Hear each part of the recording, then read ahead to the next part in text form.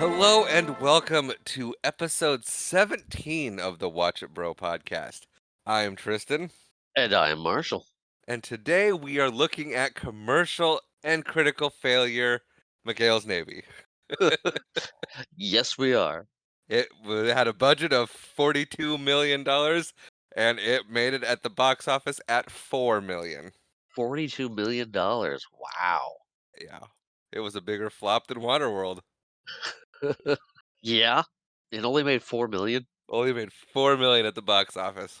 Word of mouth did not help that movie. No, it didn't. Now, you did tell me last week that we saw this movie. I Yes. have no memory of this movie whatsoever. Really? Yes, after watching it, getting into it, I kept expecting something to click and be like, oh yeah, I remember this. I remember this. Nothing. I You know, remember nothing of this movie. maybe it was down Periscope. Yeah, I had no recollection of the plot or anything. Maybe we'll watch down Periscope and be like, "Yep, nope, that was it." Maybe. Maybe not. Maybe we'll watch down Periscope and be like, "But this Maybe. movie was directed by Brian Spicer. It was written by Peter Crabb and Andy Rose. It's starring Tom Arnold, who everyone knows who Tom Arnold is. I know him most from his stint on Roseanne as Arnie, and Yes. Ar unfortunately, I can't ever see him as anything but that. Arnie Thompson? Arnie Thompson, yes. Or Arnie Thomas. Arnold Thomas was his character's name. Okay. And also starring David Allen Greer, who I know mostly from Jumanji, the good one. Well, they were all good. The first one with Robin Williams, who we just saw in Hook a couple weeks ago. Yes. The good one. The best one, I meant to say. They're all good. I fixed it. Also starring Dean Stockwell, Deborah Messing, Tim Curry, who I know best from Home Alone 2, Lost in New York. That's what you know him best from? I think that was the first thing I saw him in. That's fair. I might have seen him in Clue first. Uh, he also worked with Tom Arnold on Roseanne. I don't remember him being in Roseanne. He dated Nancy Jackie? briefly. Oh. Not Oh, Becky. that fit. I said Jackie. Oh, Jackie. Okay, that's better. Yes. And then But he no, got I see Nancy better. and he got Dan into flipping houses. Oh, And okay. then they flipped the house, and then he skipped town, sticking them with the bill when it didn't sell. Ah. And finally, rounding out our starring cast, at least according to the Wikipedia, is Ernest Borgnine, who is the only actor who returned for the movie from the original 1967 show. Yes, he was the original McHale. He was. This movie was released April 18th, 1997. So this is our second movie based on a TV show. Second movie based on a TV show. Yes. What was our first one? Maverick. Yes, okay, I could forgot about Maverick. I apologize. But yeah, so I guess that is a bit redundant. I apologize. That's not redundant. They made movies off TV shows for years. They did. Some of them were good. Some of them were McHale's Navy. So I said I didn't remember anything of this movie watching it. Did you remember anything from this movie of watching it? Yeah, Yeah? yeah. No, it's familiar to me. I remembered it, Okay. That's good. but I also watched it as an adult a few years back, and I don't recall if I remembered it then or not. Okay. The more we're talking about it, the more I'm thinking it was actually no. Was it down Periscope that we actually watched? And I got it. Well, but why would I get it confused with McHale's Navy? I mean, they're both I mean, they're both, nautical Navy movies. Yeah. I mean, yeah, I don't know. I remember Down Periscope. I remember Down Periscope. I don't I didn't remember this one. Okay. Well, I remember. Well, 'cause like I was saying last time, was I believe we went to the video store. We got McHale's Navy, and Mom and Dad got some Barbara Streisand movie, and we watched McHale's Navy like once. You watched it once, and then that's all I wanted to do was watch McHale's Navy for the whole weekend before we gave it back, and then we never watched it again or rented it again or anything. Okay. I mean, that sounds like something that would happen. Yeah, and then it just kind of fell off the face of the earth after that one time you watched it. And then it popped up in my memory 5 years ago. Nope, longer than that. I've been married 5 years. 10 years ago, and I watched it, Okay. roughly. Uh, yeah, alright, should we get into the actual movie now? Yes, we should. Alright, so we start out with the Universal logo. We And I do. And fun fact, this is the last movie to use the classic '90s logo for Universal with the planet moving around, and then they changed it after this movie. Not direct, I mean, because of this movie, but But that was my fun fact, because I I'm never sorry. mentioned the logo. In mine. You do. You go into great detail to describe them. But it actually, if you noticed, it doesn't just have. It is the last movie with the classic '90s logo, but it has both Universal logos in it.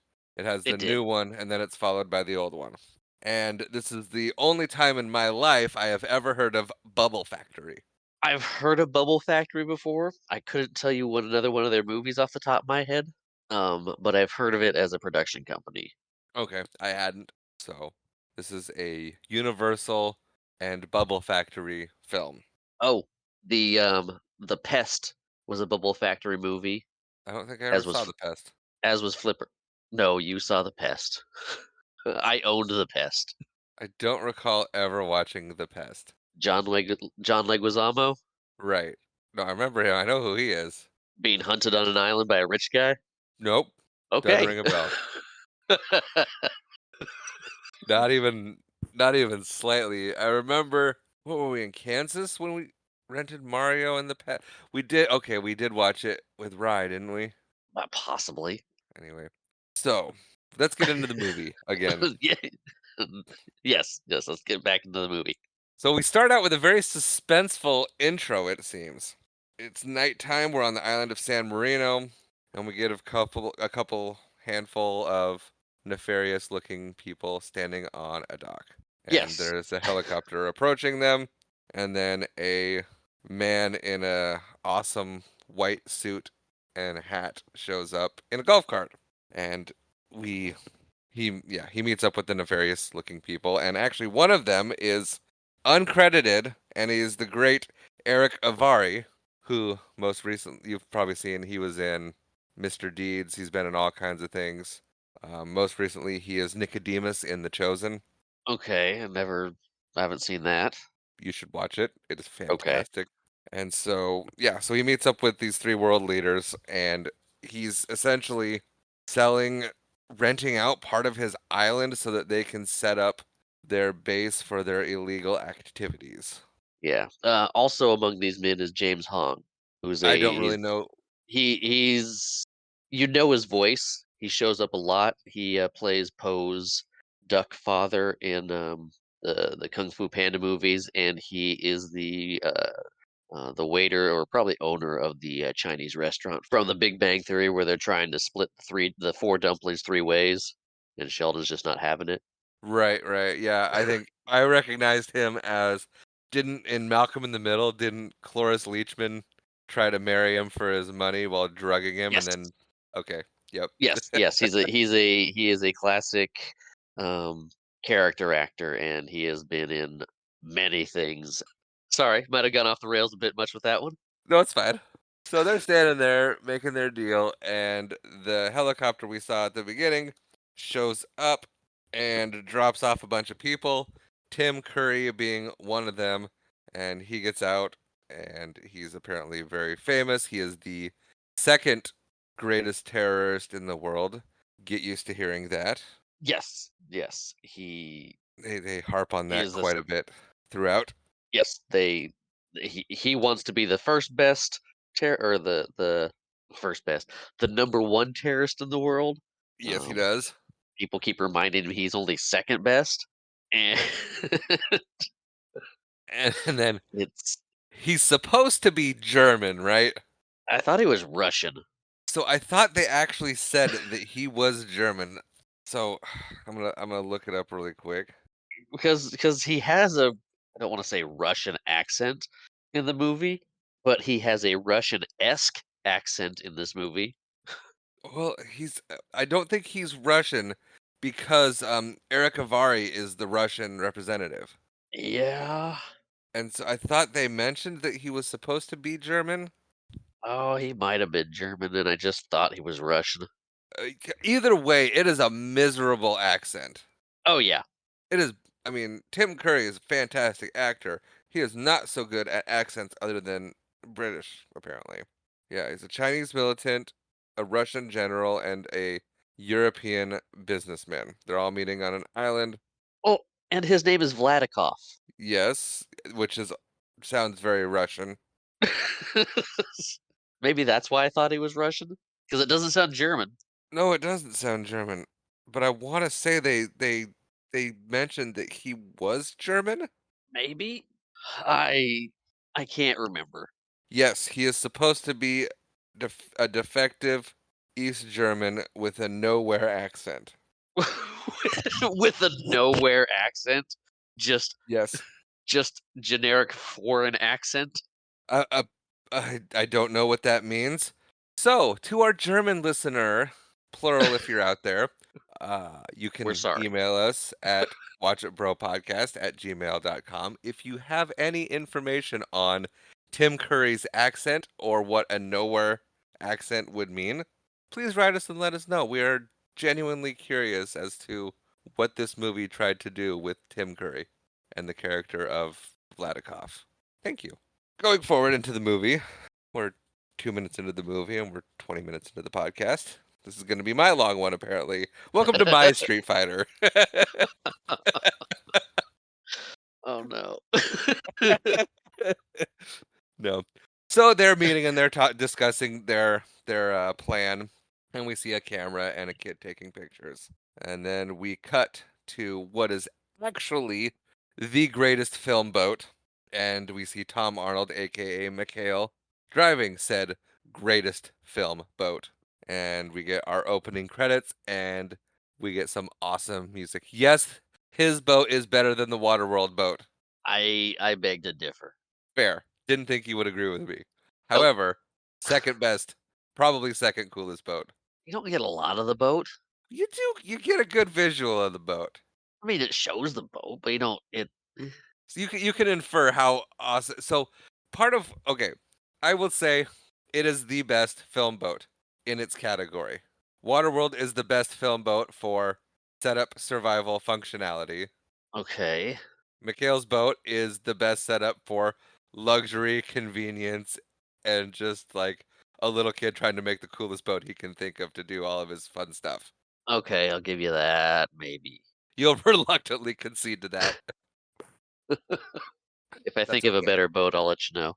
I tried to think of a better boat. I couldn't think of a better boat. So yeah, he's going through the water while we get our opening credits because this is a '90s movie and they did their credits in the beginning too. Yep. And they're showing up. We cut to the Navy base of San Ysidro Navy Base, and we see David Allen Greer, who is going to be Ensign Parker, doing the flag raising ceremony by himself. Yes. And then he messes it up and drops the flag on himself. Yes. Then we cut over to the main group that we're going to see throughout the movie, and a couple names that weren't mentioned in the beginning, but I wanted to point out there are French Stewart, who you probably know most from Third Rock from the Sun, Yes. and Henry Cho, who is a fantastic comedian, Okay. and that is his real accent. Okay. He is from deep Tennessee, and actually, his accent was one of his early comedy bits in the 80s. He would usually open his shows by getting on stage, talking, and saying, "Yes, this is my real accent. I'm going to give you a minute to process that." Oh, But he's been around forever, for a long, long time. You've probably heard him, heard some of his stand up, and you've definitely probably seen him in something. okay. He's just kind of around. Also Yes, also here is Bruce Campbell and yes, yes. I was as getting close to mentioning that, but go oh, ahead. okay. Sorry, it sounded like you were done with Henry Cho. I am. I'm done with Henry Cho. Continue with Bruce Campbell. Yes, also among these men is Bruce Campbell, famous for the Evil Dead series and bit parts in the Spider-Man movies. Yep. Any other one you want to mention? Nope, he was the one that stood out to me. Yep, no one else I recognized. And I failed to mention earlier because I can't read my writing, but um, during the flag raising with Ensign Parker, McHale shows up and bribes him for access to the island with a whistle. Yes, one of those little And sea whistles. yes, and then we're back to the main group. They're sitting around, they're telling stories. We'll leave it at that. And then Yeah, stories is McHale a good way to say it. yeah.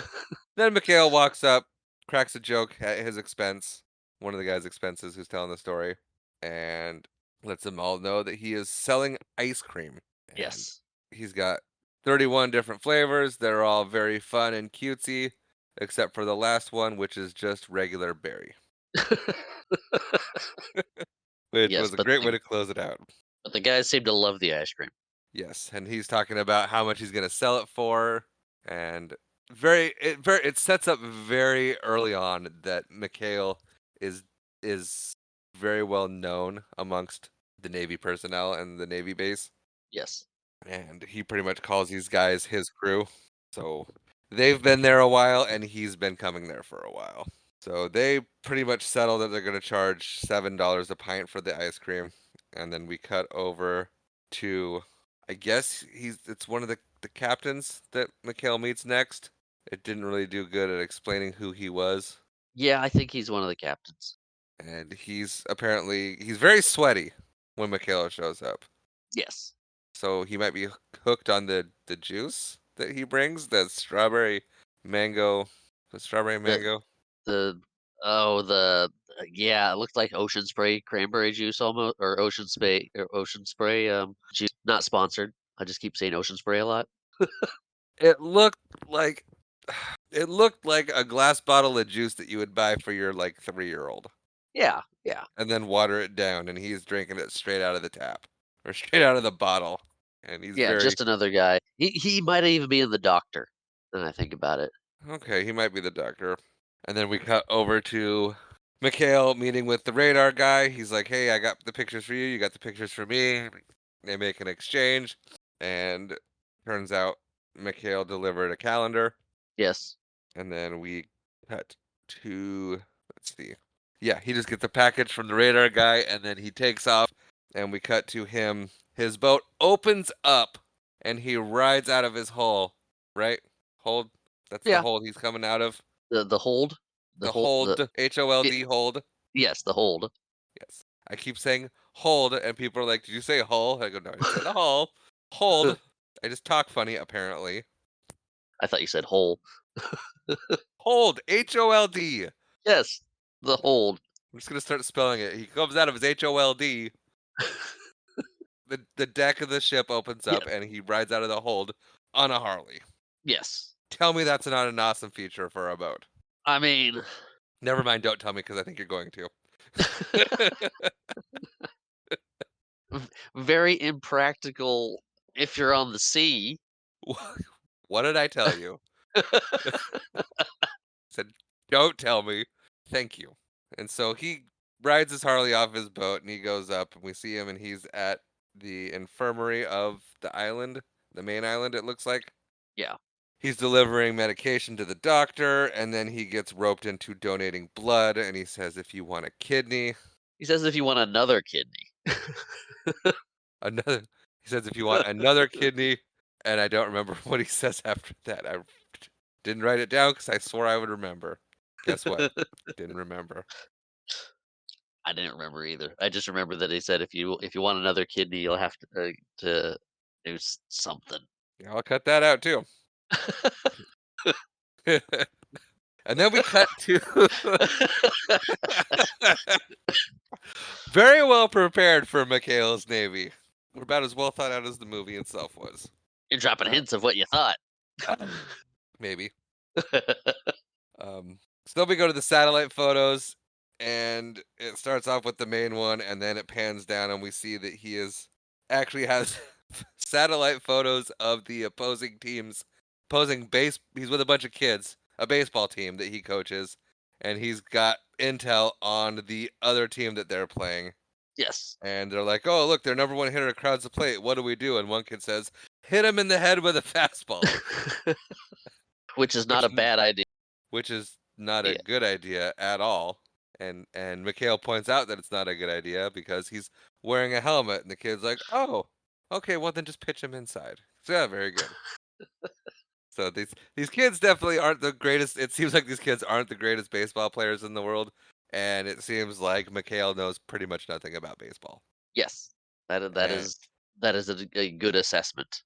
yes.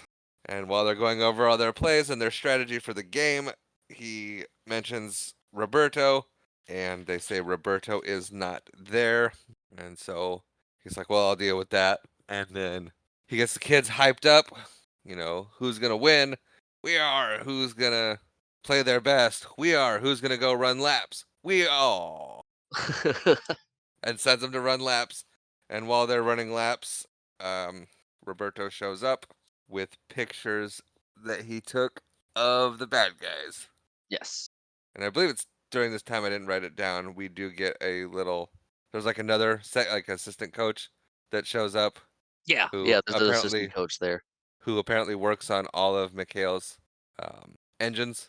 And he's Yes. telling him, "Oh, the Harley's running a bit weird." And he goes, "Well, did you fiddle with it?" And he goes, "If I fiddled with it, you wouldn't need to fix it." And then he fires back, "If you'd stop fiddling with it, I wouldn't need to fix it." Yeah. So clearly, rapport going on between the two of them.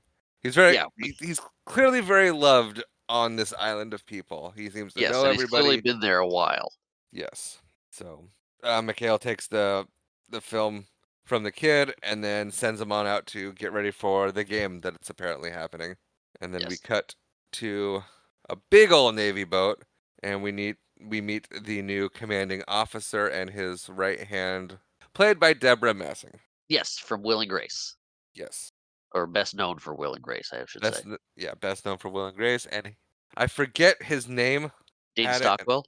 I know Dean Stockwell, but his character's name. Oh, in Quantum Leap?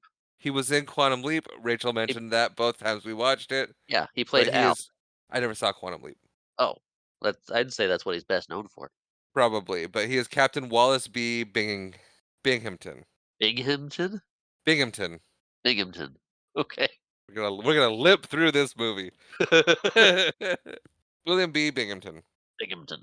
So they're rolling up to the island, and he's complaining about how he's getting stuck with this mission, and he's always getting the short stick when it comes to locations and assignments.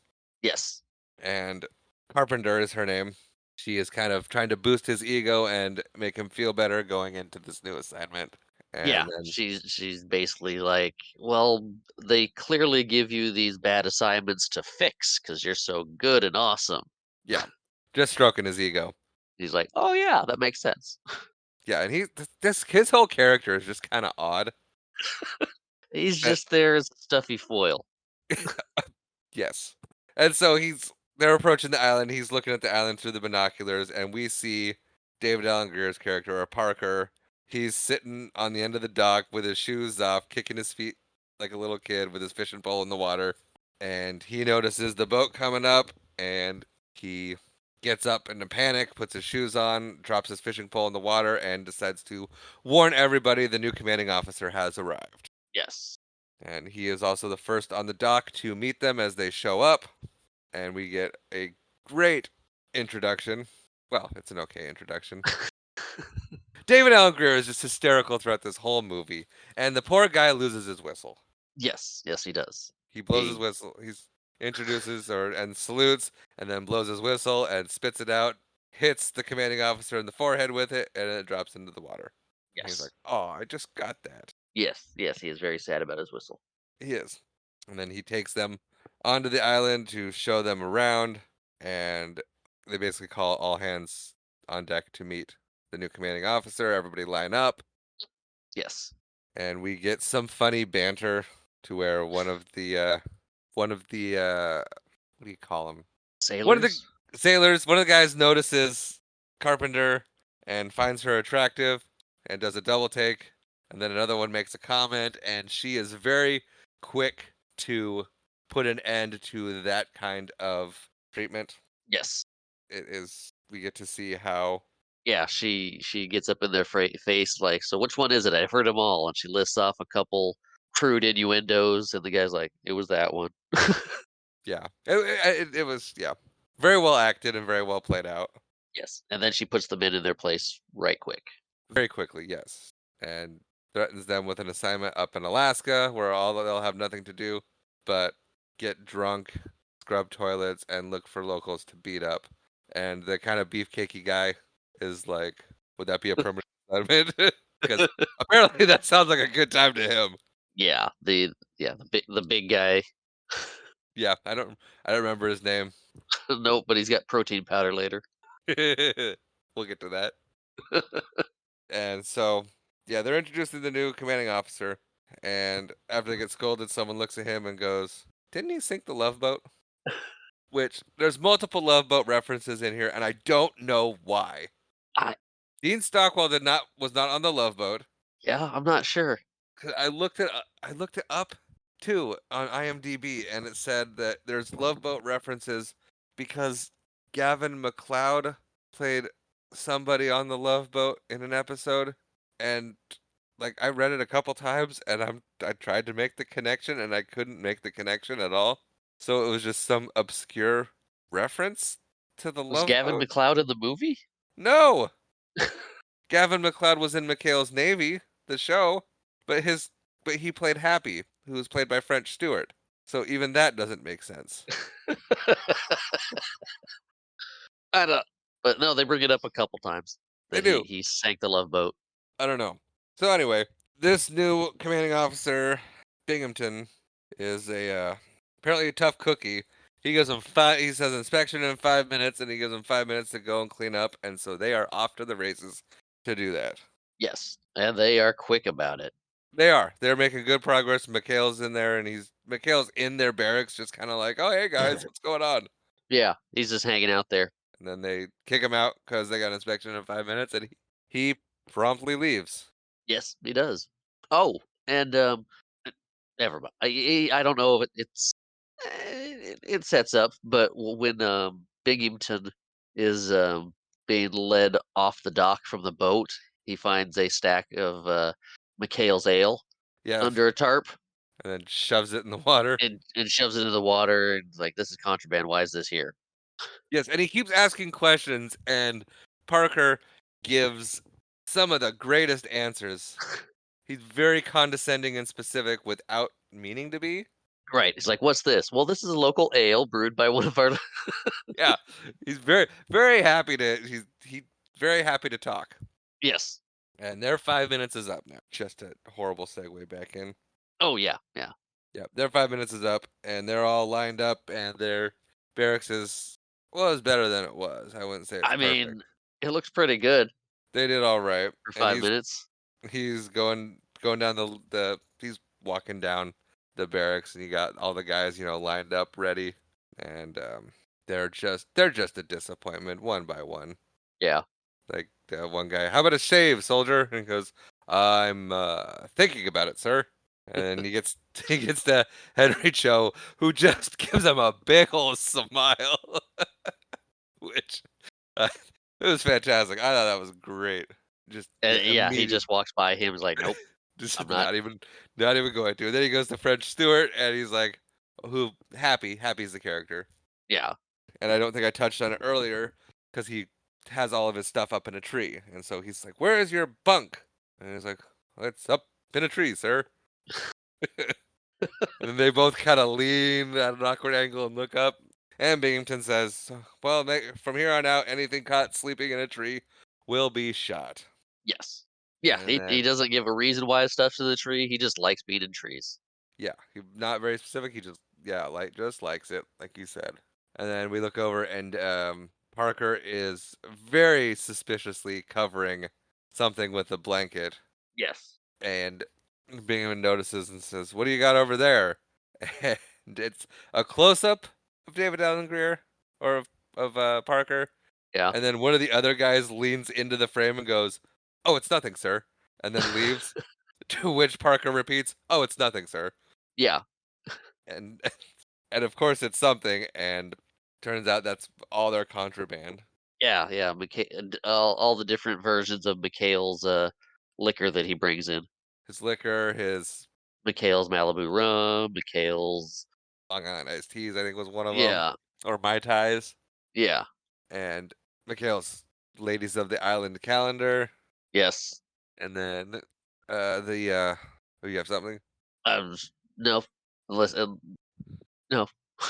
And then we get I forget what's his name, the big burly guy, just cramming ice cream into his face as quick as he can. Which why would you do that?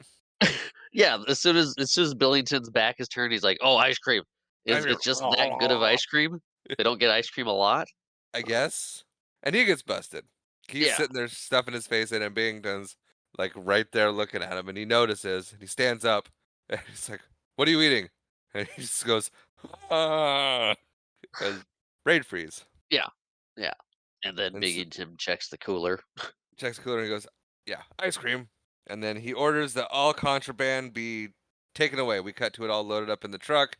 Binghamton's walking out eating the ice cream, Yeah, and there's a truck loaded with all their contraband. which And was Park, actually a good bit with him having the ice cream. it was great. Yeah, I love that attention to detail. I love the sight gag of it. And Parker says, "Make sure you're disposing of all this in accordance with naval regulations." And then you see McHale in the side mirror give a thumbs up, and he drives off. Yeah. And then we cut to Tim Curry and crew because I can never remember his name. Vladikov. Yes. I, Vladikov.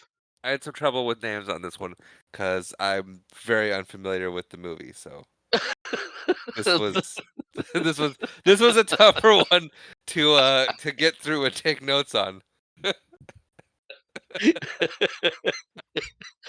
The movie you swore we watched for a whole weekend. I didn't say we watched it a lot growing up. I said we watched it for a weekend and I absolutely loved it when I was a kid. That's fair. And I wanted to do something different. It's I thought definitely it would be different. I thought it would be fun. Get off my back. Abe Froman's the sausage king of the Midwest.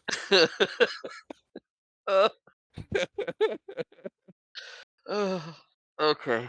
So Vladikov, we cut to Vladikov walking up to the baseball field, and they decide that that is the perfect spot to set up their base Yes, with yes. a little bit of argument from the governor of the island, but Very little ultimately argument. very little. Ultimately, Vladikov wins, and then we cut to his troops showing up, and he is talking to.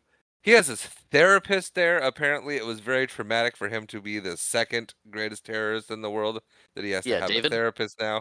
Oh, we did actually get his name. Yeah, David the therapist. Is that what he's credited as? No, just David. Okay.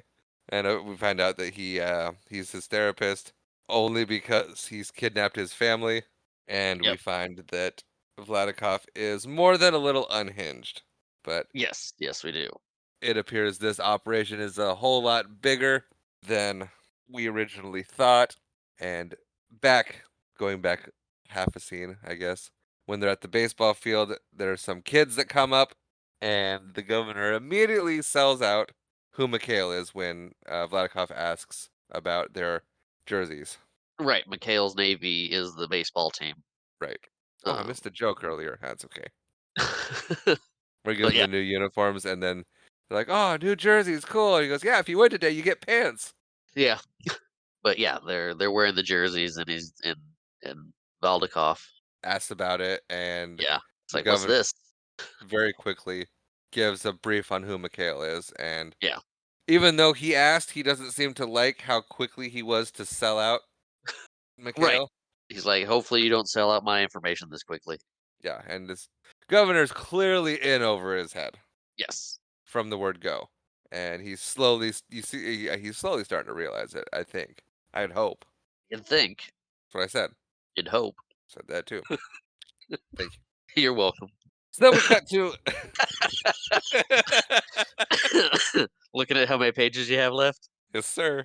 So we got to McHale's boat. He's arriving home to his own island that he apparently lives on. He is greeted by his pig.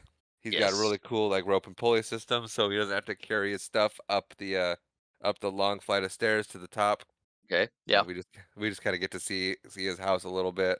The classic 80s 90 Rube Goldberg device to get somebody from somewhere to something or to get delivery a system of food or you know. Yeah, basically, pretty much. And yeah, he's got his own like beer cooler that doesn't work. And then we cut back to Vladikov, and he's looking at his new stealth boat, and they say it's not ready, and not really much of a scene there. Yeah. He wants to take his boat for a spin, and they say it's not ready. And then we cut back to McHale in a dark room, and he's developing the pictures that Roberto took. And the last one, Yeah. you have a comment on the pictures that Roberto took No, no. We won't touch on that. on the how great that kid's camera is to get such a close up of his face. Yes. No, the the fact that the kid is getting pictures of people for his Ladies of the Island calendar. Is that what he's doing? Yes. I didn't put that together. So so we see the last picture that he develops is Vladikov. He mentions him by name, so we know that we get that they know each other. And immediately following, like clockwork, the hole gets blown in the side of his house. And guess what? It's Vladikov. Yep. We have a little bit of dialogue between the two of them. Mikhail opens fire, Yes. and Vladikov doesn't even flinch at this, No, and he doesn't. and He just and he kinda gets pretty close to getting shot. yeah, he watches the boat we watch the bullets hit his boat, kinda getting closer to him, and then they stop before they hit him, and he just kinda looks down, and he looks up at him, he's like, "What are you doing? Shoot better." Yeah, they have a little bit of like sarcastic, friendly dialogue, I guess, Yeah.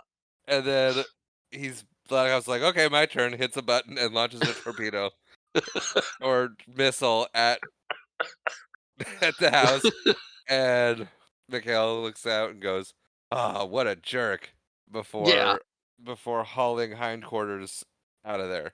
Yeah, yeah, he says a thing, and then you see him dive out of the window just as the place blows up. Yep. And then it's apparently he's just Vlad is just opening fire on this place because we get destruction and missile launching for a while, and Mikhail's running, and they had to do that scene of him running away very cleverly because you can tell at certain points that Tom Arnold can't move very fast.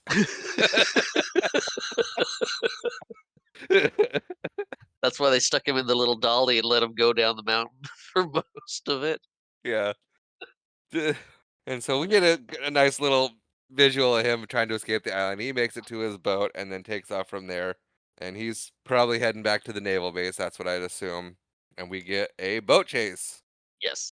Yes, we get a boat chase with the cool stealth boat and Mikhail's boat. which Mikhail's boat is clearly no match for the stealth boat. No. Hey, this is our second movie with the stealth boat. Yes, it is. And both movies have somebody played the Gomez Adams in them. Yes. Raul Julia played Gomez, and he was in Street Yes. Fighter with the stealth boat. And Tim Right. Curry played Gomez in which was gonna be, I think, the third of the Adams Family live action movies, but it was completely recast and had And none just of the charm of the first two. and it was just weird. Yeah. I think it was supposed to be the third one. Anyway, I didn't realize Sorry. I forgot I totally forgot that was Tim Curry that did that. Yeah, Make better choices. I like Tim Curry, but not a great Gomez Adams. No, he's not a very good guy. No, he's got to have some smarm on him. Yeah, definitely. So, Mikhail's boat is no match for the stealth boat, and it ends up getting blown up, and we get that kind of like in Street Fighter. He bails early, and we think he's dead, or the bad guy thinks he's dead. Yeah, I mean, it's McHale's Navy. Did you really think he was dead Well, no, after and get it reveals pretty quick that he's not. right, right. But So there's it's not even enough that. to throw Valdekov off the trail. Yes, it is. And so we go back to the Navy base, and the Binghamton is laying out the rules of how it's going to be and how he's going to whip these soldiers into shape, and no more McHale's Navy. They say the title of the movie. Yes. It was written on the kids' shirts for the baseball team, but they said it this time. Said it out loud. Finally, I was waiting for it. You see it on the jersey, you're like, well, they got to say it at some point during the movie, I and they think so. did. And then they say, no more McHale's Navy, or no more McHale, period. And right on cue, McHale shows up. Well, McHale's boat shows up. You don't see Right. that. Yell, McHale! And they run out and they go, call 911. And they go out and get his boat. We cut to him in the hospital. He's in great spirits, cracking jokes. Yep. Um, and then, sorry, I had trouble reading my writing for a second. That's fair. We get Binghamton and Carpenter. They go to meet McHale, and he's just cracking jokes left and right. Yes. And Like you said, he's in good spirits. Seems happy to be there. yeah, and this whole exchange is great, where Binghamton is kind of scolding him, and Carpenter kind of answers or is doing most of the regular talking, or he Yeah. just looks. No, he looks over at her and he goes, "Oh, your boyfriend's kind of angry." It's just like, we're not boyfriends. Oh, did you break up? Who dumped who? Yeah. Y this that exchange made me chuckle. It did. It was great. And he mentions it later, it's like, no wonder you broke up with him." Yeah. No wonder she dumped you. Yeah. I think was what the exact words were. But so he basically gets told off by Binghamton that he needs to get better and then leave. And then does he actually get the sponge bath from the two guys? Because he kind of lays back and he goes, "All right, fellas, grab a sponge." I don't know, or if it's just him talking. It might be him cracking jokes still. But we cut from there to the kids walking to the baseball field, and we see that they have set up base pretty good on the kids' baseball field. Yeah. And we have the governor. He is arguing with Vladikov as they're walking around that the villagers aren't happy. He's too close to the village. They don't like that he took over the baseball field. They're supposed to be discreet so no one knows what's going on. And then Vladikov notices the kids and smiles and waves at them. His smiles are always unsettling. They really are. And then he tells the governor there's nothing to worry about. Everything's fine. He'll fix it. And then he tells his therapist Dave Yep. that he feels like a party. And so we cut to apparently there's an island party or a festival going on. They don't really explain what's happening. It's He just felt like a party, so they're having one. but he's not invited to it. It's just a random party that's happening for the island. Yeah, yeah. The villagers are having a good time. Vladikov shows up and just communicates with the whole island that he's heard that they aren't happy with how close he is. They don't like that he's taken over the baseball field. His operation's too close to the village, and so he's going to accommodate them by moving the village. Yes. And then he opens fire on the village and pretty much reduces the whole thing into rubble. Yes, it's the classic, second, most famous terrorist actions. Yes. I guess if he was the most famous terrorist, he wouldn't have been in that mess in the first place. I don't know. No, he would have picked a better spot without people, Right. as That's opposed to why he drawing attention by moving the people. that's why he's number 2. Yes. Then we cut to the Pentagon, and we meet Ernest Borgnine, who plays Cobra. Yes. Who I mean, who? he just seems like he's having a good time. Yeah, I mean, he was in the Love Boat TV show. It seems like he's all on nostalgia with this. Was he on the Love Boat too? I don't think so. He might have guest starred on the Love Boat, You just but said Love Boat. sure. McHale's He was in Navy. McHale's Navy. He was in McHale's Navy. Oh, I just read my notes because they make another Love Boat reference here. They do, like, didn't he blow up the Did he sink didn't the he Love sink the Boat? Love Boat? And then he goes, "Oh, it wasn't the real one," Yeah. which I still don't get it. I don't I don't get it either, but it just I mean, And I every looked it up. time you see Ernest Borgnine, it seems like he's just having a good time being a part of this. Oh, he's such a jolly man. Yeah. He's just happy. Everything I've ever seen Ernest Borgnine in, he's just happy. So, but Cobra's getting the brief on what's going on and what needs to be done, and he ends up contacting the Navy base and getting in touch with Binghamton Yep. and gets briefed on what's going on, and he says that he knows the perfect person to deal with it. He was one of the top Cobra specialists or agents, and he should be around that island somewhere, and they need to go find Quentin McHale. Yes. And you just kind of get this look between Carpenter and Binghamton that's like, that guy Yeah. wasn't full of it. Like, we just got rid of that guy. Yeah. And then they say they're gonna go find him. So, well, they know where he is because he's in jail, and so he's in a holding cell, and so we cut to the holding cell, and all three of them are in the holding cell, and they're trying to convince McHale to join. McHale's not having it, and then McHale leaves the holding cell and locks them in there. Yeah, he just kind of agrees as he leaves the holding cell and closes the door. And He doesn't even agree at this point. yeah, I guess he did he? No. And then yeah, so he leaves, he locks him in there. He goes and visits his house and he's like, "Oh, his beer cooler, he's still got beer." And he goes, "Oh, I guess things are getting better." And then Roberto shows up and informs McHale and everything that happened while he was blown up. Yeah, And McHale notices that he tells him that the baseball field was occupied and the village was destroyed. McHale notices the destroyed village. That sends a fire up his keister, and we get cut back to him back with Binghamton and Carpenter, and he is making his demands. And they're pretty much meeting all of his demands. yeah, They're they're agreeing getting to what he it. wants. And then we get this kind of a montage, our first montage of the movie, I think, that actually qualifies as a montage that takes place over time. Yeah, I think you're right. And it's him getting ready. He gets a shave. He gets his hair all slicked back. Very short montage because it's just those two things, and then he's putting on his uniform, and it shrunk. Yeah, yep, it shrunk on him.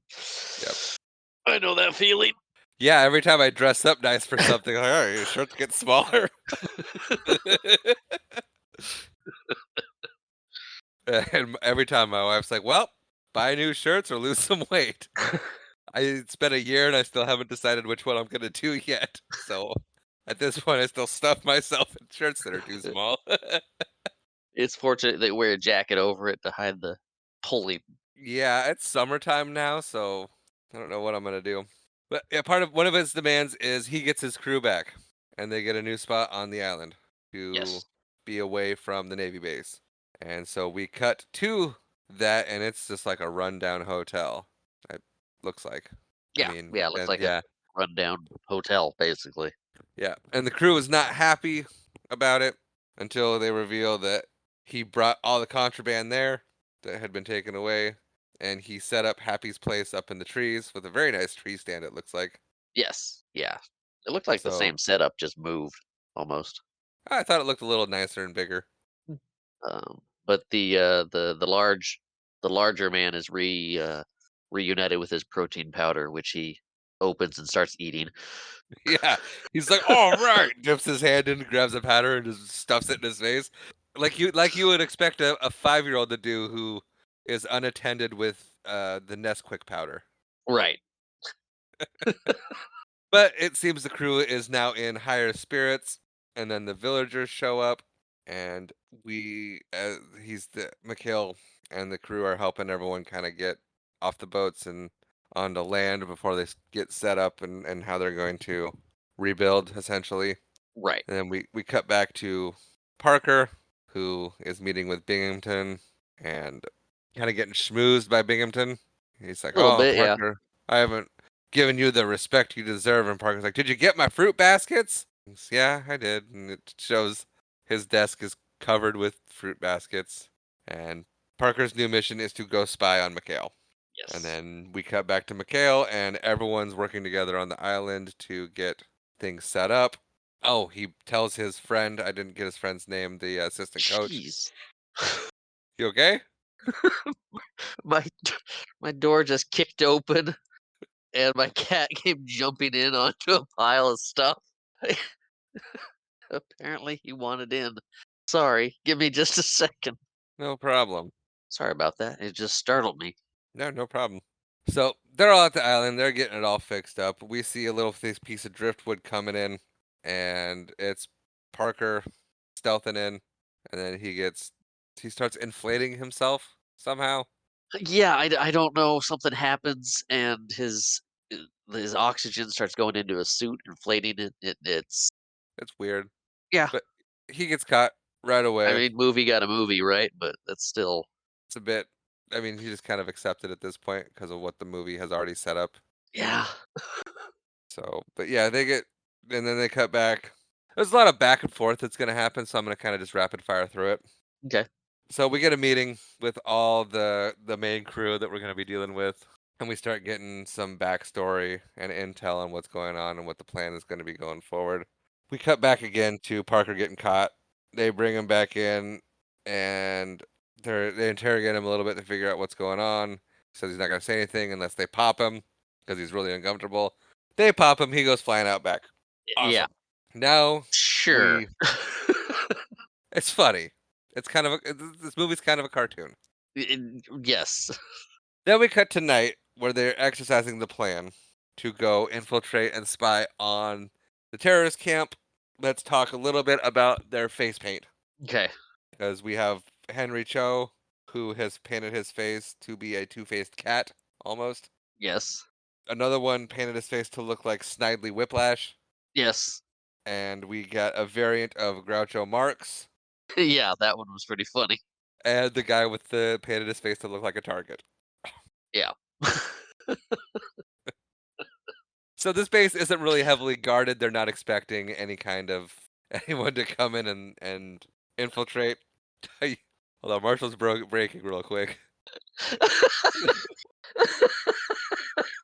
Are you laughing at the target on his face? No, it has nothing to do with this movie. It's just a thought I had. Share it. I was briefly I was thinking about my next movie. It's not going to be this.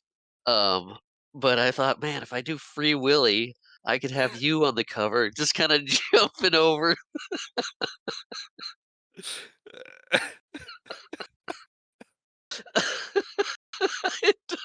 And that image broke me. Sorry. We'll be right back.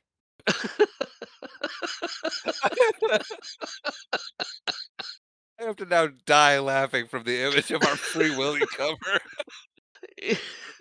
Like he got me on the rock wall like this with my hand in the air, and you're just kind of like you have dolphin down in the water.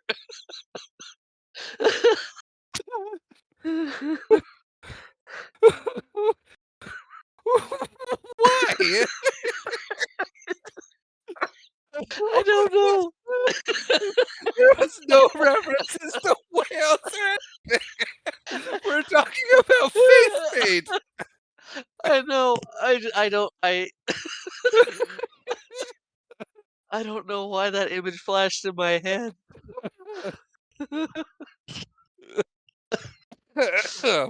Might have to do Free Willy next. Do you? No. Okay.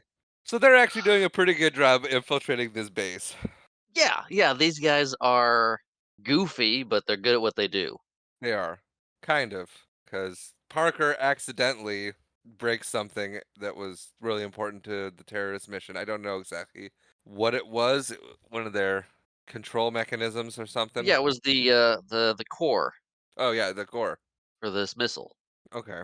And then he Um, just but I steals it. mean, but Parker's not one of their guys. He kind of McHale's got is. his crew with all of them, and Parker's just kind of now there, but he wasn't No. part of the group originally.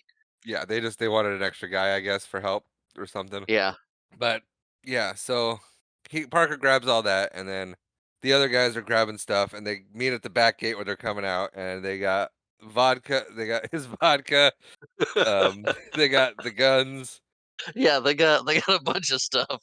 bunch of stuff, and McHale's just kind of looking at him. And is like, "Well, we can't take everything." And they kind of hum and haw for a second, and he's like, "Hmm, all right, we'll leave the guns," which was probably the most important thing to take. But yeah, they're like, "Yeah, that's a good call." Yeah.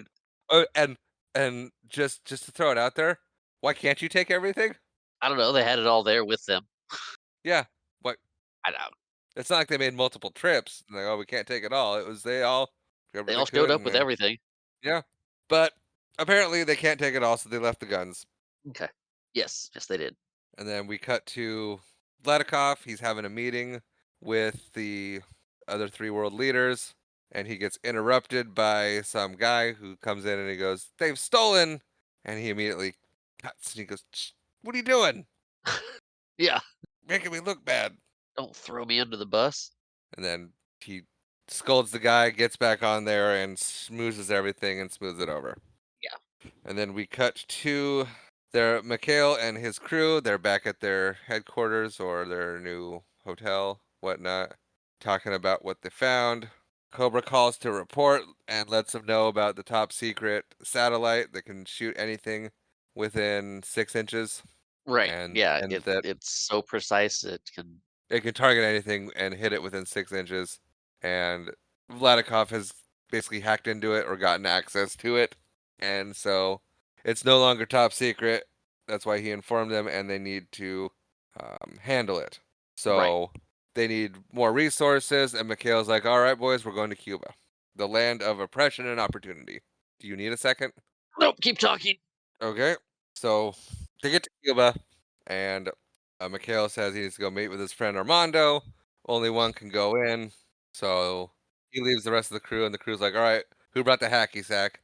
And they start hacky sacking, except it's dark and someone kicks it really hard, and so they lose it basically immediately. Yeah. And we cut to McHale, and he's inside the little shop, and he's asking the lady for Armando, and she said Armando's dead, and he goes, "That's too bad." Hands her a 20. She goes, "Oh my gosh, Armando lives," and she she sends him in, and it is played by Tommy Chong. Yes. Without his beard. Yeah, he is missing a beard. Yeah. I always enjoy seeing Tommy Chong places. Yeah, he's a great actor. He is. Well, he's a fun actor. He's a fun actor. He's good at what he does. Yeah. If you know, I mean, he's pretty one-dimensional as far as his range goes. I mean, not to comment, I haven't seen him try anything other than Tommy Chong. And Armando. Tommy Chong with an accent. Yeah. So anyway, Mikhail comes in with his list. Gotta get through it. Yep. Comes in with his list, and they start wheeling and dealing, and they start wheeling and dealing, and Mikhail gets everything he needs except for the last thing, and Armando's like, "I don't have one of those, but I got a cousin." Ernesto. So Ernesto. So they set up a meeting with Ernesto. We cut back to the crew. They're pushing all the supplies that Mikhail got thus far while he goes and gets the last thing he needs from Ernesto. They pass a bar. They stick Parker with all the stuff and the responsibility of getting it back to Rendezvous. And they all go Yes. into the bar, and you see them all kind of go over to their own hustles, so to speak. Yeah, yeah, they tell Parker that they need to go that they forgot a cable of some sort, so they have to go get it, and Parker should just take everything back for 'em. Right. And then they go into the bar. We got one guy who goes to the poker table in the back. The muscly guy, he goes to the arm wrestling station, I guess you'd call it. Um, The there's a guy taking bets to arm wrestle. yeah, yeah, the arm he, wrestling station. he sits down and slaps his money down, and they start going at it. Henry Cho, I think his name is William. Yeah. Hits the pool tables, and Happy sits down at a table and plays a monkey. A little is it capuchin monkey? No, that wasn't a capuchin monkey. But a little non-capuchin monkey, and Yeah. they start playing backgammon. And then Yes, we yes, cut they are playing backgammon. Yep, and then we cut to Parker chasing the supplies down a hill. And then we meet Ernesto. It's Yes, Armando. Ernesto. It's Armando. They're twins. They're twin cousins. This scene was Yes. fantastic. Tommy Chong in his element here. I even have a dog that looks like me. Like my whole family just looks the same. Yeah, Good for you. I wonder how much of that was ad lib. They just let Tommy Chong just kind of go. maybe. We don't want to cast it Ernesto, so you just kind of have fun with it. And he goes, "I can do that, man." And so, yeah, they make a deal for the part, and they're looking at it. It's beautiful. And Ernesto's like, "Oh, man, it's kind of my pride and joy. I don't think I can sell it." And Mikhail hands him a big wad of cash, and he goes, "Okay, maybe I can." Yep. And he goes, "Load it up." And Ernesto's there counting the money, and he looks over at the assistant baseball coach and goes, "You heard the man. Load it up." And he's counting the money, and he's not gonna help. Yeah. Then we cut back to the bar, and Happy's losing backgammon, and he accuses the monkey of cheating, insults, asks who raised him, and then this big guy turns around and goes, "I raised him," and he goes, "Oh, I can see the resemblance," which promptly starts a bar fight. Yes. And then we cut back to Parker, and he's pulling all the supplies back up the hill, and then I mean a lot of cutting back and forth again, and we go back into the bar, and I never caught the name of the guy who's playing poker, but he's winning. and he hears the bar fight going on. He takes his winnings. He looks out. He sees that trouble's a brewing. He sneaks out to get back to warn McHale. That was Bruce Campbell's character, right? Yeah, With the beard? yeah. I had his name written down. That's okay. We'll Well, call him credit where Bruce. credit's due. Virgil. Virgil.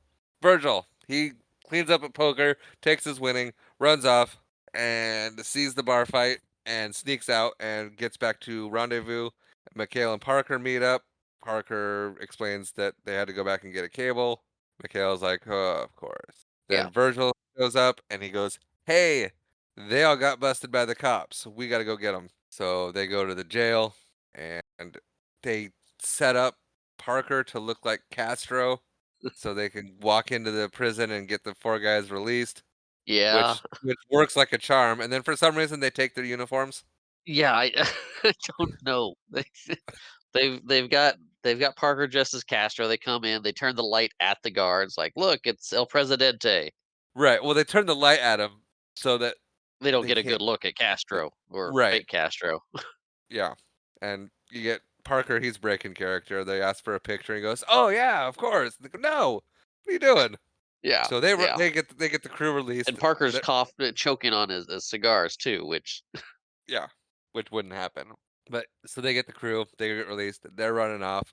As they're leaving, apparently Castro, the real Castro, shows up, yes. and Parker's just thrilled to meet him. So Parker meets Castro while he's dressed as Castro, which confuses Castro. Yeah.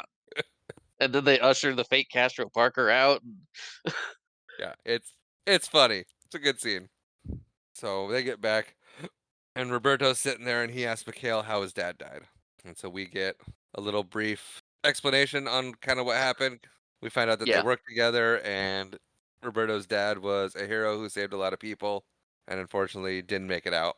Yes. And Roberto's mad, and he goes, "I'm gonna kill Vladikov myself." He apparently gets talked out of it by McHale, Yeah. but he's apparently someone just left their giant knife sitting on the table, and the kid grabs it because that's a good idea. Classic Virgil. Yeah. And then we cut to the next day, and we're at Vladikov, and there's an airplane that flies overhead. A package drops out, and they're like, "Oh, it's probably the new core," and it's not. It is a package with a very mean letter, which doesn't go over well being read to him. Nope. But he's preparing to launch his missile, Yes. and he's kind of down in what I think is his office, basically. I think so, yeah. And the dude that he shot in the ear runs in, and I totally glossed over him shooting the guy in the ear when he was mad. Oh, yeah, he asked David if he hit him.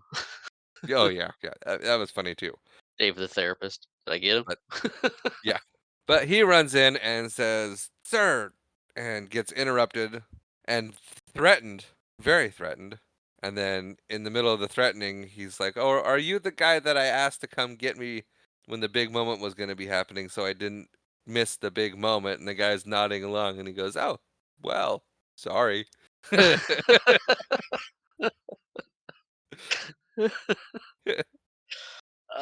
Tim Curry chewing up the scenery, just doing his thing is always a good time. It is. And then he has a little bit of a breakdown or something because he's angry Yeah. with McHale, and we see that he has a tattoo of McHale's name across his chest, but it's backwards so he can read it in the mirror. Yes. And then he has McHale's face on his back, Yes. Yes. which Because when Mikhail was talking to Roberto, telling about his dad, they said they had Voldikov, but they had to let him go for. I don't think there was any really good reason they had to let him go, but they stopped off at a place to make sure that he would never forget Mikhail. so they tattooed him. Yeah. Okay, it wasn't that he got him out of vengeance; it was No, McHale no, tattooed him. no. Mikhail tattooed him with his name in his face, so he would never forget Mikhail. Ah, there we go. That makes a lot more sense. So we cut to the crew putting on a variety show for some reason. And Carpenter shows up and is like, "What? What? Why?" And then Mikhail explains that they have the new satellite thing, and so they're putting on a variety show. Essentially the equivalent to what you do with the internet now, where you try to take up all the bandwidth to jam the signal and have that variety show be the only thing that they get. Right. And it works. We cut to Vladikov.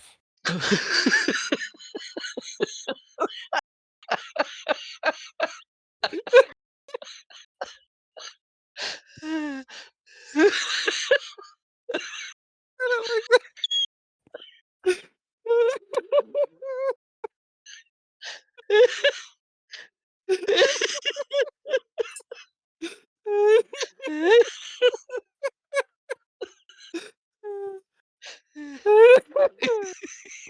Hey, I apologize for that.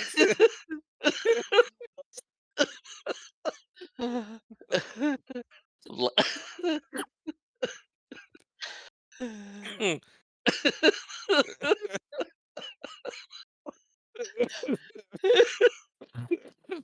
do you wanna say the name again?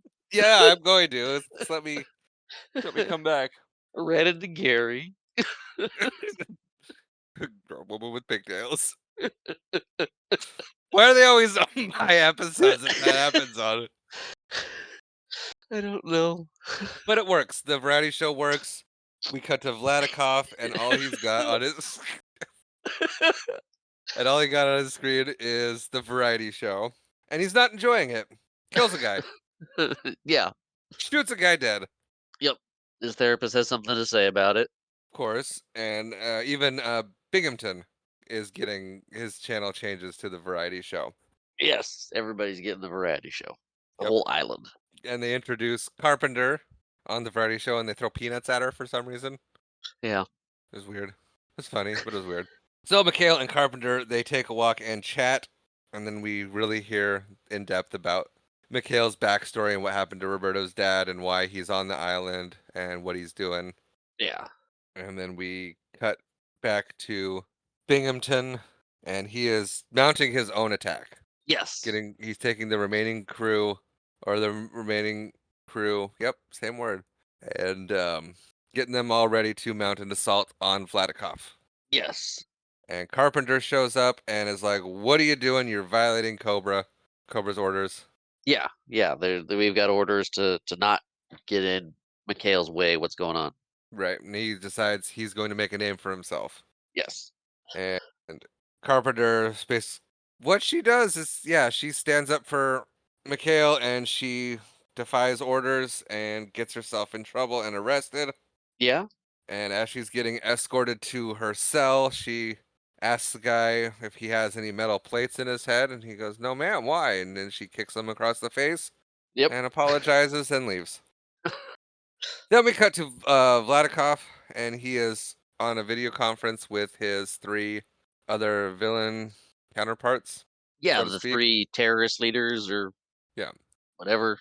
And he's going over the plan. He's talking about things. He said, "Hey," telling him everything's going good. He's got a missile in the air right now, and he goes, "Just out of curiosity, your check cleared, didn't it?" And they're like, "Yeah, yeah, yeah, of course it did." Okay, he goes, "Oh, good, very, very good." And then he kills them all. The missile hits, Yeah. blows them all up. You see the white and then the screen goes staticky and it's Yeah, very clever, brilliant. yeah. I mean, if you're trying to become number one terrorist in the world, killing your partners is probably a good thing to do. Yeah. Take out the competition. Yeah, and he's happy about it. And then we cut to McHale, and Carpenter is back and informs him of Binghamton's plan to attack, create an assault. And so they start getting his boat ready for his own attack. Yes. And then we cut back to Binghamton, and he is at the baseball. He's at the baseball fields, right? That's where the base is set up, Yeah. That's where the base is set up because they kicked all the kids out. right? And so Binghamton decides he's gonna put up a flare so that McHale knows where he is, and he shoots it, and it doesn't flare like it's supposed to, and instead it lands in part of the base and blows everything up. So that's cool. You get a good Yeah. fireworks show there. But that also attracts McHale, and so McHale's Navy and Binghamton's Navy both show up. See what I did there? Yeah. They all show up at the same point, and they start scoping out everything, investigating, and talking. They find out that it was actually the whole base was rigged to blow as a diversion, and that and then they get a message from Vladikov, and Yes. turns out he's actually going after Cobra specifically. That is the actual goal. Then we cut to Cobra's flying in on the helicopter. McHale's on his boat going out to meet him. They get eyes on each other, and then out of nowhere, Vladikov kind of shows up in his boat, like he's coming into the action, doing his part. It Yeah. shows like kind of down below that Roberto is on board Vladikov's stealth boat, and he's gonna With start his knife. tinkering with his knife. Well, he's got a screwdriver, doesn't he? And he's trying to tinker with the wires, Yeah, yeah, he is. and he gets caught right away. Like that kid's not good at like sneaking. No. I mean, I guess he is. Who was keeping eyes on the kid? You know what I mean? So, I mean, he gets on the boat. He's starting to mess with the wires. He gets caught. Now he's Yeah, held hostage, he does get on the boat, so and now it's time for the showdown. And everyone's, uh, they're starting to shoot at each other. Mikhail and Vladikov are actually playing chicken right now. Mikhail yeah. wins that, so that was good. Yeah, And yeah, all the, Vladikov. Vladikov, turns, he loses the game of chicken. he loses the game of chicken. So he turns off, and Mikhail starts following, lighting him up. Yeah. And while he's taking a lot, his boat's taking a lot of damage, a lot of gunfire, and so he reveals that he in fact has Roberto on board. Yeah, he calls McHale, is like, "I got somebody who wants to talk to you." Yep, he And does, and then he launches a missile. I don't know why it says carp blows up. Oh, there we go. Not carp blows up. So they launch. Vladikov reveals he has Roberto. Yes. They cease fire. Vladikov launches a missile at the boat. Carpenter Yeah. picks up a missile launcher or rocket launcher or whatever it is and blows the missile out of the sky. This And is it's so awesome. ridiculous. It was awesome. The And then, missile comes, everybody ducks, she grabs the rocket launcher and just shoots it out of the sky. yeah. And then Roberto jumps into the water. And Parker's like, I'll go get him, sir. And he jumps into the water and swims to the kid. And going further, this is a long scene of just shooting people and missile launching. So I'm just kind of going through it quick because I don't got that kind of time. We got all the time in the world. No, we don't.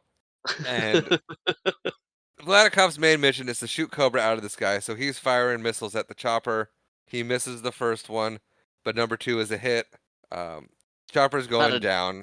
not a Kind direct of hit. not a direct hit. It wings it.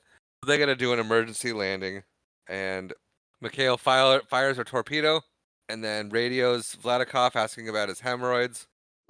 And to which point, Vladikov turns around and notices that, hey, there's a torpedo coming at me, but he's in a quick stealth boat, so no problem there. He goes to turn on the turbos, and turns out Roberto actually messed up all the wiring and he's dead in the water. He repeats Mikhail's line from earlier, what a jerk, and then gets blown to smithereens. Then we cut to Mikhail, or the chopper lands. Mikhail's like, we need to go pick up Cobra. And so they're heading back to where Cobra landed. We see that we get cut back to the helicopter.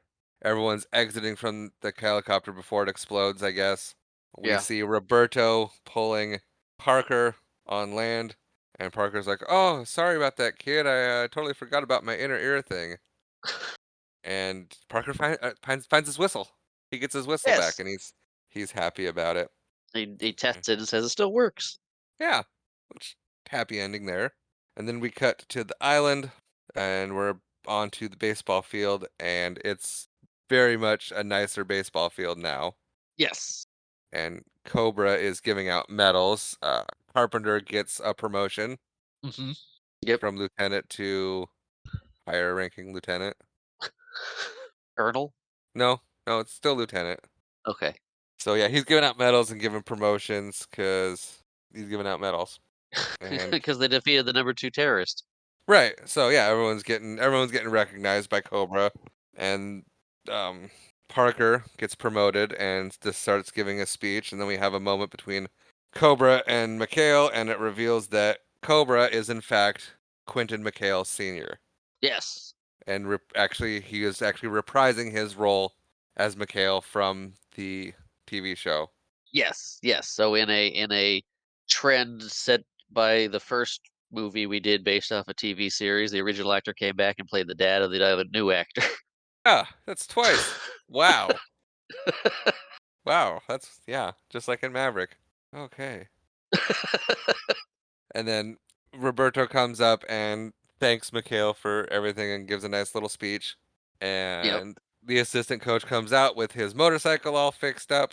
yep, McHale hops on. Apparently, Carpenter is now his love interest, and she hops on too. And they start riding off. And McHale's like, "Hey, ump, let's get this game going." And the ump is Binghamton. yeah. And then we get some banter as McHale's riding around the baseball field. Yeah, And Carpenter says something about having, qualms against fraternizing with, other officers. He's like, "A good thing I'm retired again." yep. And then they ride around and ride off, and we roll credits. Yes. We do roll credits. Now, on to final thoughts. And Marshall, I will let you go first. Final thoughts. Well, as I said before, I have no recollection of this movie. I am fairly confident I've actually never seen it before, but you still say I did. So, I don't have nostalgia behind me Okay. on this. It was a movie. Is this the first movie I've picked that you didn't like? I think so. And I did not care for this movie. There were parts that made me laugh, but overall, it was just kind of I see why it only made 4,000,000. Yeah. The best part about this has been talking to you about it. Does it make me like the movie any better? No. I don't think it's gonna get a rewatch either. Wow. But I did have fun with Tim Curry and him chewing up the scenery in his interactions. It seemed like he was having fun doing the movie at least. And I think we forgot to mention that the therapist turned on him because he got shot by him. He shot the therapist at some Yeah. point. But yeah, yeah, those are my thoughts. Yeah, it was a rough Okay. movie. Uh, I guess my turn for the final thoughts. Rachel and I had a blast. We thought it was a lot of fun. Okay. Is it a great movie? No. Is it a fun movie? Yeah. It was a lot of fun. There was a lot of good comedy bits in there, lot of lot of familiar faces, like cast wise, that made it a lot of fun to watch. Everything, like I mentioned at one point, it's kind of a live action cartoon in some places, Yeah. and so not taking it seriously at all. We watched it twice and enjoyed it both times. Okay. I think we enjoyed it I better the second time. I am glad you had fun with it. So I think this is my Airheads. Yeah. Yeah, we'll say yeah, it's your Airheads. Yeah. But I'm definitely gonna watch it again because it was just great. I thought it was fantastic. I'm glad. I'm glad I watched it again. I'm glad I own it now. I'm glad That's good. that was great. I'm glad you enjoyed it and you didn't come back like, "Oh, why did I pick this?" 'Cause you never wanna do that with a movie you haven't seen in a while. It's like, Yeah, "Let's do this movie," like, "Oh." yeah. No, that definitely would not be a fun thing to do. And I was kind of worried about that because I saw it for I remember seeing it as I think I really want to like watch Down Periscope now and just to see if that was the one I was really thinking of. 'Cause I remember we rented Down Periscope a lot, didn't we? We did, yeah. And so I remember McHale's Kelsey Navy. Grammer's Kelsey Grammer's trying to get command of the nuclear sub, and he's gotta win the war games with his old sub, the Diesel. That's not familiar to me at all. Really? It's got Weird. Harlan Williams in it, No, where he does there's a bit where the other sub is, trying to catch them with the sonar, the radar, and everything, and he starts making whale noises. no. No. Well, I think that wraps up our final thoughts. Not really a lot on McHale's Navy. We watched it. We talked about it. We got through it. Yep. One And of us enjoyed it now more than the other, I was which just gonna say happens from one of time us to time. enjoyed it. One of us enjoyed it. Yep. And now we move on to um one of my favorite segments.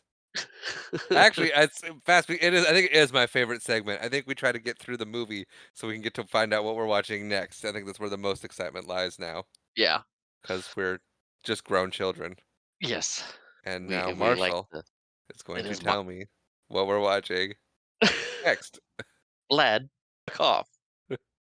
So I've got I this is the first time I haven't had something picked out like a few weeks in advance, Okay. really. Usually I have an idea of what I'm gonna do next, whether it's between 1 or 2 movies.